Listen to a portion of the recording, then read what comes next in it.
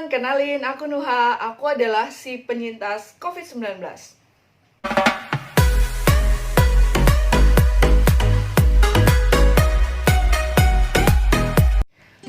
Alhamdulillah, aku mau ngabarin sama teman-teman semuanya bahwa aku saat ini per tanggal 8 bulan Oktober tahun 2020 aku resmi sembuh dari COVID-19.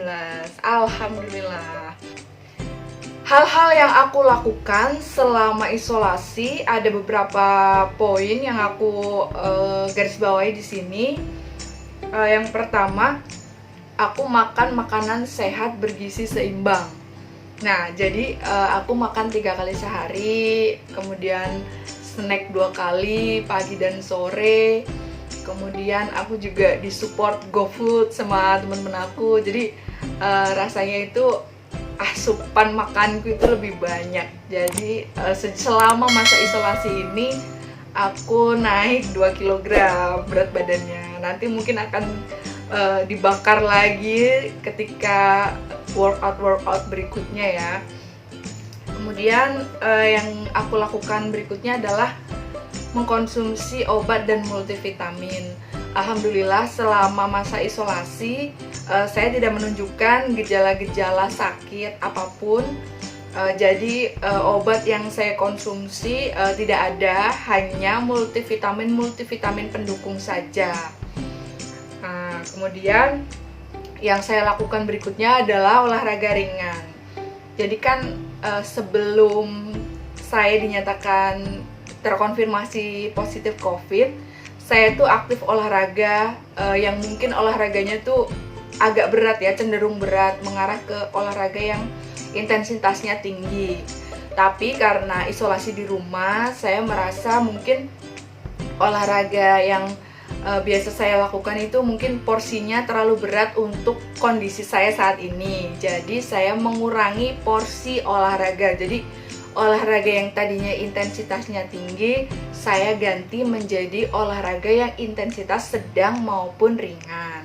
Kemudian saya juga jalan santai sambil berjemur gitu-gitu. Jadi bukan olahraga yang menargetkan harus turun berapa kalori itu enggak. Oke, berikutnya saya meningkatkan gaya hidup bersih dan sehat. Kemudian menekan, ini yang paling penting adalah menekan stres dengan cara melakukan hobi. Bukan hal yang rahasia bahwa terkena COVID, terkonfirmasi positif COVID itu stresnya luar biasa. Bukan cuman stres dari diri kita aja, tapi juga dari lingkungan sekitar. Kita pasti kepikiran apa sih yang dipikirin orang dari orang yang dinyatakan COVID. Apakah ini merupakan aib? Kemudian apakah saya bisa sembuh? Kemudian bagaimana menjalani hari-hari nanti selama masa isolasi seperti itu. Itu stresornya tuh tinggi banget. Nah, saya ini kalau stres, respon tubuh saya tuh pasti sariawan. Jadi tuh nggak enak banget keadaannya, tertekan sekali. Awal-awal terkonfirmasi positif tuh tertekan banget. Terlihat jelas dari video aku yang pertama ya, teman-teman kalau belum nonton video aku yang pertama dulu ya. Nah itu tuh aku tuh rasanya tertekan banget di situ karena terkonfirmasi positif. Tapi lambat laun semakin hari aku tuh semakin menekan stres bahwa ini adalah pandemi. Semua orang bisa terdampak oleh pandemi ini. Semua orang tuh bisa terkena, nggak pandang bulu. Dan ini juga bukan aib ya.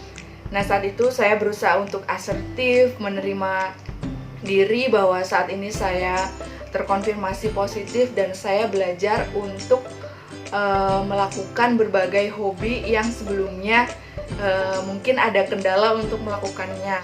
Mungkin teman-teman yang saat ini masih berjuang untuk bisa sembuh dari COVID, semangat ya. Jangan lupa untuk menekan stres karena memang stresnya itu tinggi sekali ya. Stresor COVID itu tinggi sekali. Hanya teman-teman sendiri dan lingkungan sekitar yang bisa mensupport teman-teman. Jadi orang terdekat itu sangat sangat mendukung sekali untuk kesembuhan. Oke, selanjutnya saya akan sedikit membahas mengenai bagaimana saya dinyatakan sembuh dari COVID-19. Aku mau sampaikan protokol kesembuhan COVID-19 yang baru. Seperti yang sudah aku sampaikan di video aku sebelumnya, bahwa protokol kesehatan yang baru ini sudah disahkan oleh Menteri Kesehatan Terawan Agus Putranto pada bulan, kalau nggak salah, Juni ya. Teman-teman bisa browsing sendiri mengenai Permenkes ini, dan infonya seperti ini. Perubahan protokol COVID dari 2 kali hasil PCR negatif menjadi 10 hari isolasi plus 3 hari tanpa gejala dan sudah bisa dinyatakan sembuh. Artinya gini, sebelumnya pasien COVID dinyatakan sembuh setelah 2 kali PCR dinyatakan negatif. Tapi karena ada peraturan protokol yang baru itu, peraturan yang baru adalah 10 hari isolasi sejak swab pertama dan dinyatakan positif, kemudian isolasi selama 10 hari plus 3 hari tanpa gejala, kemudian di hari ke-15 bisa dinyatakan sembuh. Nah, hal ini tuh menjadi polemik dan kebingungan buat pasien sendiri, buat keluarga, dan juga buat masyarakat pada umumnya.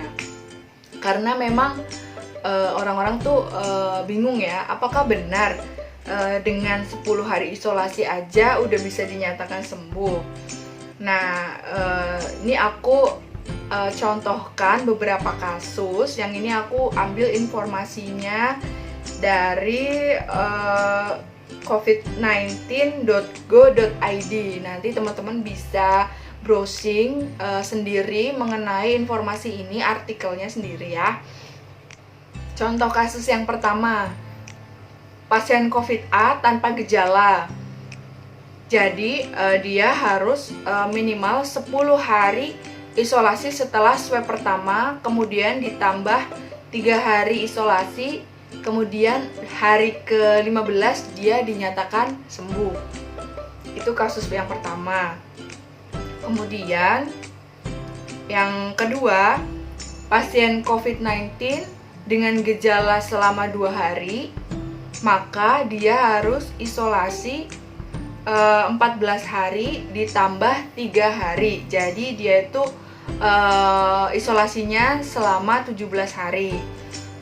Satu lagi contohnya, pasien COVID-19 dengan gejala 30 hari, maka dia isolasi 30 hari plus 3 hari.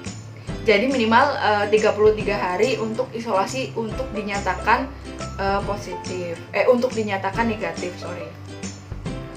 Kemudian jika sudah dinyatakan sembuh pada hari ke-15 seperti saya, tetapi hasil swabnya masih positif, berarti dalam tubuh saya masih terdapat cangkang RNA dari si virus. Jadi saya jelaskan sedikit. Jadi PCR swab ini dia itu kayak screening gitu loh.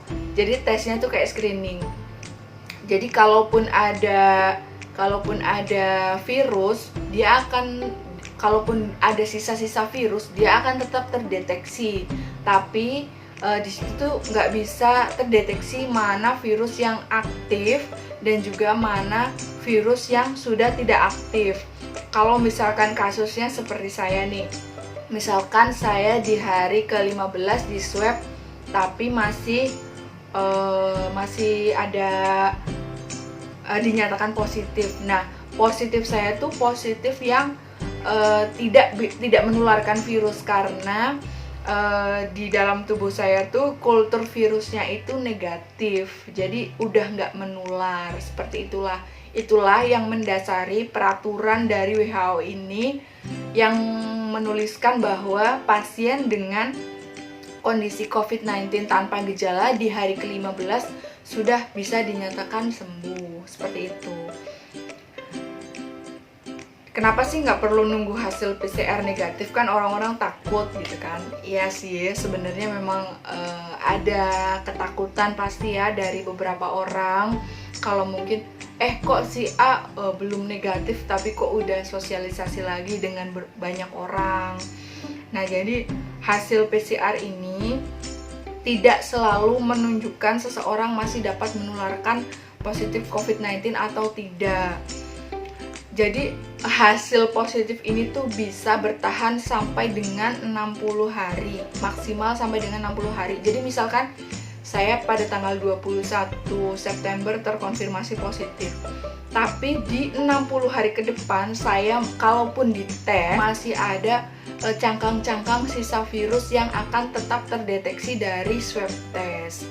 Tapi cangkang virus ini tuh udah nggak aktif, jadi dia tuh negatif dan dia sudah tidak bisa menularkan ke orang lain. Maka dari itu, pemerintah dalam hal ini Kementerian Kesehatan mengeluarkan peraturan untuk isolasi hanya 14 hari untuk orang tanpa gejala. Karena kalau misal lebih dari 15 hari itu akan jatuhnya kan nggak efektif ya. Isolasi terlalu lama nggak efektif dan juga bisa menimbulkan stresor yang tinggi karena terlalu lama isolasi. Tapi hal ini nggak mesti dilakukan sama ya, diperlakukan sama antar pasien, karena kan pasien A dengan pasien B kondisinya pasti berbeda banget dan itu nggak bisa disamaratakan. Jadi keputusan sembuh atau tidak sembuh tetap pada keputusan dokter yang merawat. Seperti itu. Aku sharing hal ini karena memang teman-teman di sini banyak menanyakan kenapa kalau hasil PCR masih positif tapi sudah dinyatakan sembuh. Seperti itu.